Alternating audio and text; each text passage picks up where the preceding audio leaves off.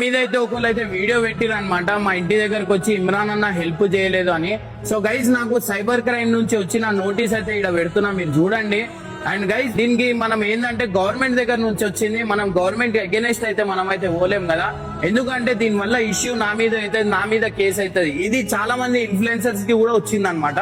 So నేను clear గా వాళ్ళకి చెప్పిన, అన్న నాకు సోషల్ మీడియా నుంచి నాకు సైబర్ క్రైమ్ నుంచి నోటీస్ వచ్చిందన్న, నేను ఇది పెట్టలేను, నేను ఒక 2 months తర్వాత రండి అన్న, నేను ఖచ్చితంగా హెల్ప్ చేస్తాను, నా సినిమా అయిపోతుంది అన్న, నా రిలీజ్ అయిన తర్వాత నేను ఖచ్చితంగా చేస్తా అని చెప్పి క్లియర్ గా చెప్పిన. నేను చెయ్యా అని కూడా నేను చెప్పలేదు.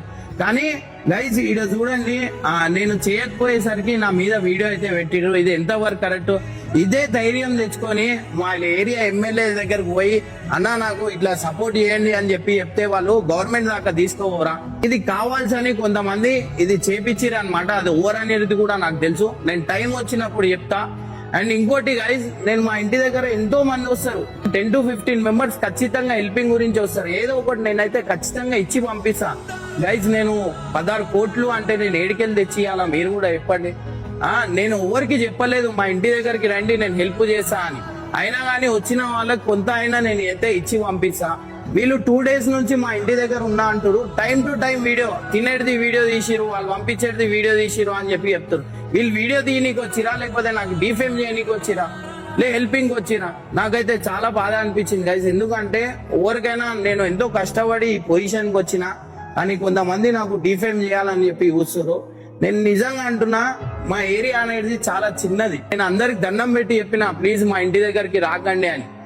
హే గైస్, ఇమ్రాన్ అన్నను సైబర్ క్రైమ్ నోటీస్ వచ్చిందని మన అందరికీ తెలుసు.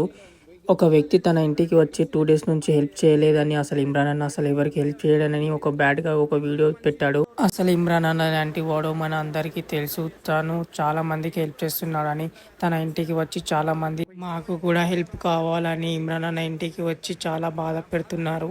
సో గైస్ ప్లీజ్ ఇమ్రాన్ అన్న ఇంటి దగ్గరికి వచ్చి ఇలా బాధ పెట్టకండి. అండ్ వీడియోలో ఇమ్రాన్ అన్న చెప్పిన మాటలకు రుణపడి ఉంటారని, అండ్ ఇకపై ఇంటి దగ్గరికి వచ్చి డిఫేమ్ చేయొద్దని ఇమ్రాన్ అన్న చెప్పిన మాటలకు రుణపడి ఉంటారని కోరుకుంటూ, అండ్ ఈ వీడియోకి లైక్ చేసి అందరికీ చేరేలా షేర్ చేయండి.